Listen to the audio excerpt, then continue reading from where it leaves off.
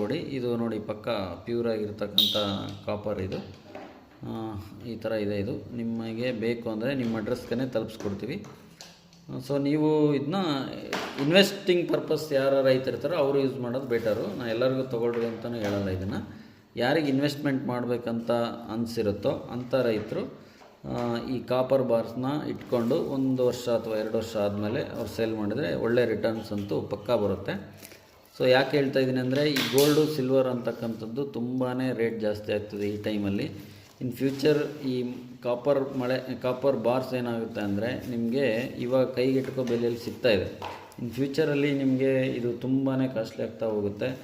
So ಆದ ಕಾರಣದಿಂದ ಈ ಟೈಮಲ್ಲಿ ಯೂಸ್ ಮಾಡೋದು ಅಂದರೆ ಲೈಕ್ ಇದು ತರಿಸಿ ನೀವು ಅಥವಾ ನಿಮ್ಗೆ ಇನ್ವೆಸ್ಟ್ಮೆಂಟ್ ಪರ್ಪಸ್ಸಿಗೆ ಇದನ್ನು ಯೂಸ್ ಮಾಡ್ಕೋಬೋದು ನೀವು.